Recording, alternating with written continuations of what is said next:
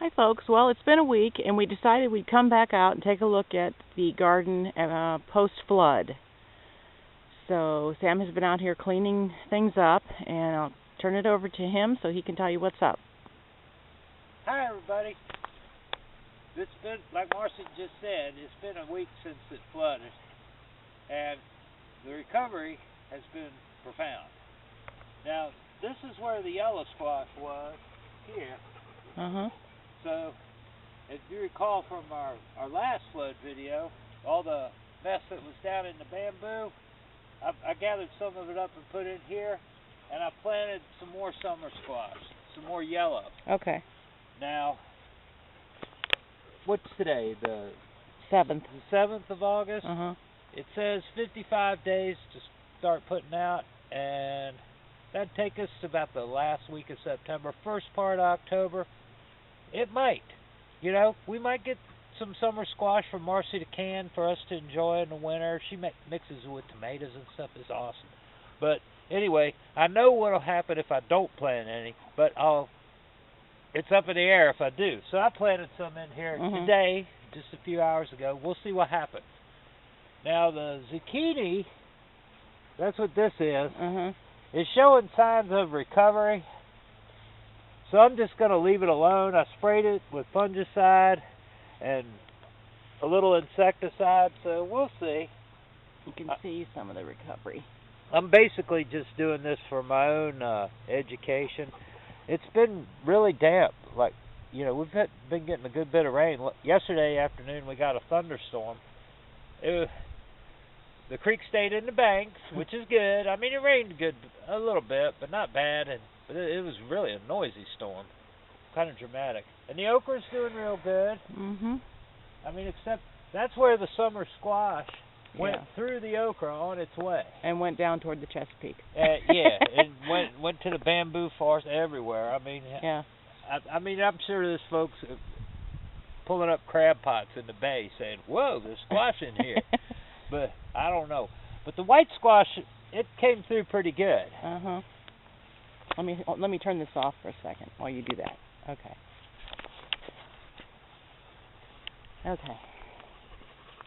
Let me get over here. It's behind me. I gotta get a pick okra here. Oh, it's still recording. Huh? Okay. Now the white squash did okay. It got a little mangled, but we're still getting a few here and there. It's not quite. It looks okay. It looks. Yeah, it's not quite as prolific as the yellow and the zucchini, but you know it's good. But some squash is better than no squash. That's right. Now, over here is Deborah's watermelon patch. It's showing signs of life. I know it doesn't look like it as I walk up to it, but it is. This is also going to be known as Deborah's Lazarus watermelon patch. Deborah's resurrection. Yeah, you can see now where you can see it. All this is new growth. All this green. In a week. This is all the damage from the flood right here. Yeah, and it might feed off some of that because there's nutrients in there and take off. But it's recovered quite well.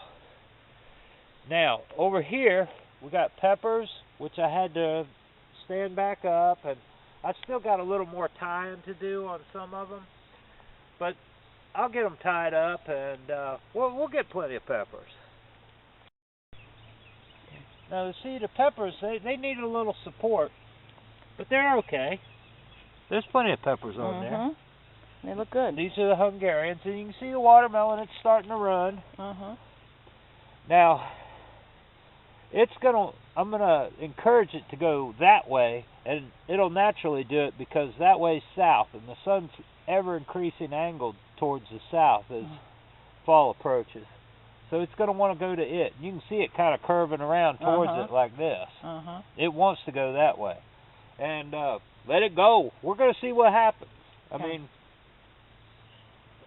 Yeah, there were melons growing on it and everything. I still see some new melons, so that's good. That's good. We'll see. I mean, this plant is very... has a will to live, let's put it that way. And you can see all the sunflowers that got knocked over. I just cut them off and threw them back in because that preserves the nutrients in the soil. I mean, what it took out is now putting back. So it's there. Now we got some more peppers down here. These peppers look good. Let's see what kind we have down here.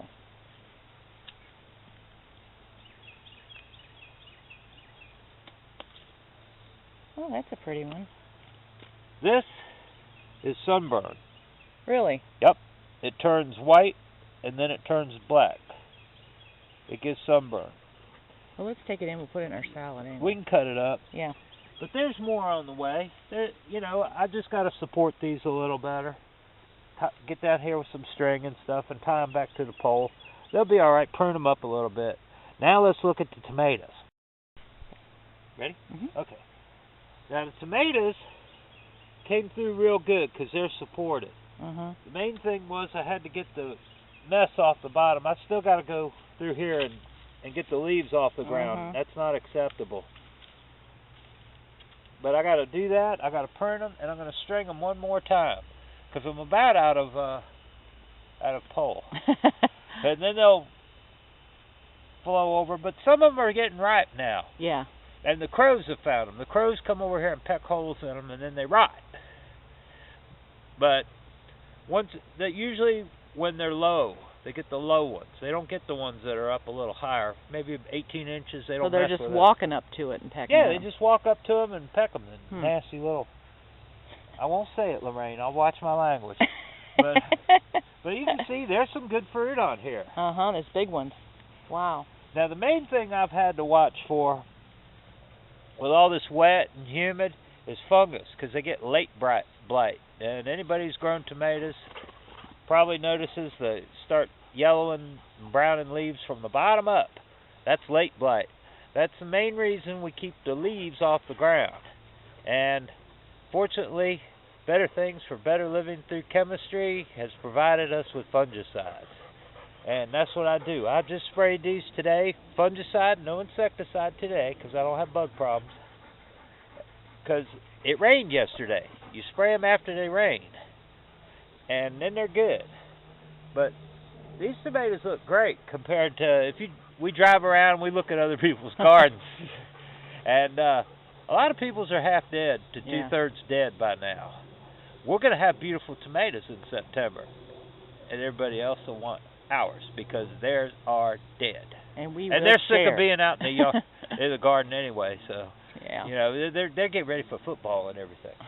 So yeah, the tomatoes are doing real good.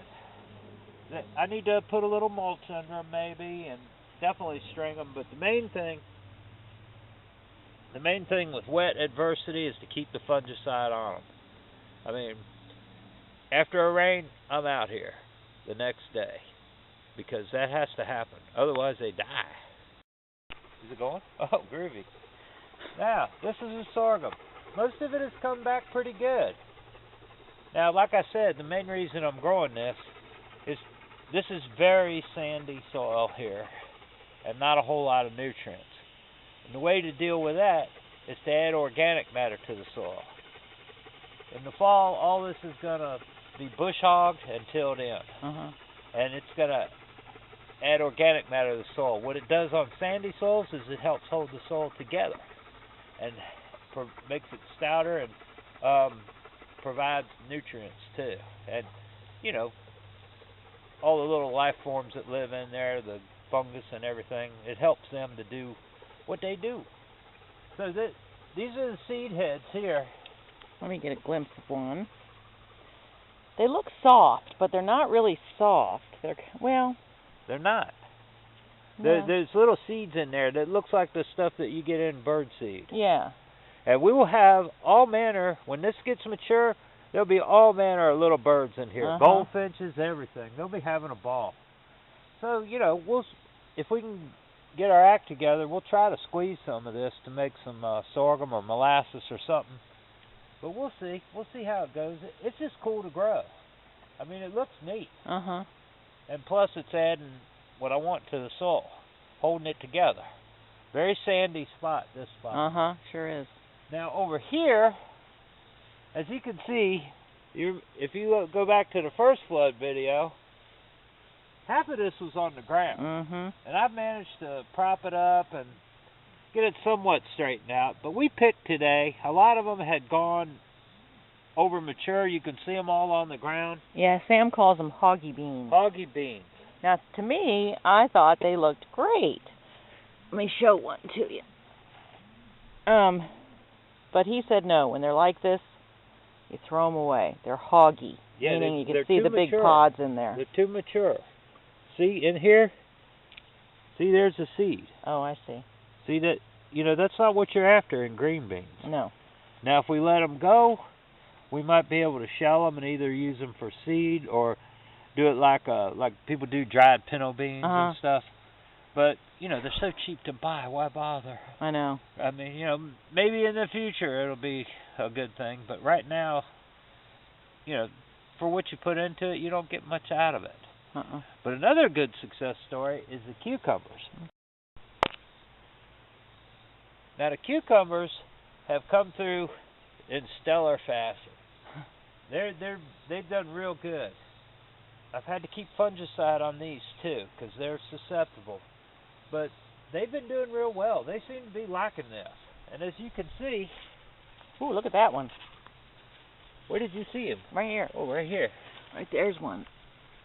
Yeah, there's one here. There's lots of cucumbers. We'll be picking these tomorrow. But I picked yesterday, actually. See, they're all over here. They're hanging down like little sausages. Yep.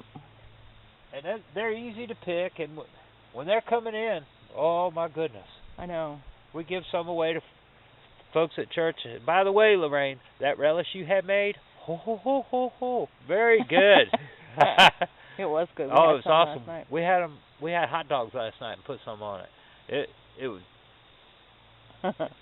Lorraine gets an A+ for her relish. Yes, she does. But we'll get some beans off of these. Right now we got an infestation of Jap beetles. Watch this.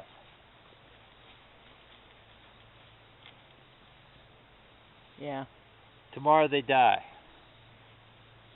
And Marcy's Lima beans, we'll go take a look at those. They're right. You ready? Now, Marcy's Lima bean patch, a week ago, Marcy was a bit broken-hearted over her Lima bean patch. However, it's made a resounding recovery. See, lots of flowers.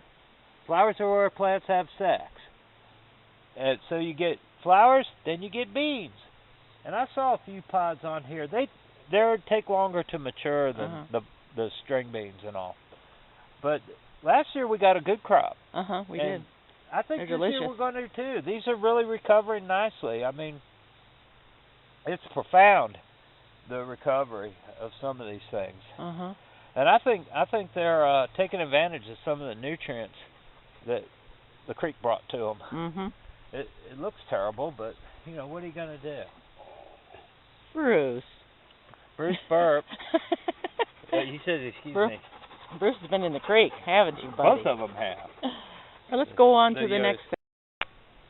Now this is Miracle on Hazel River Road.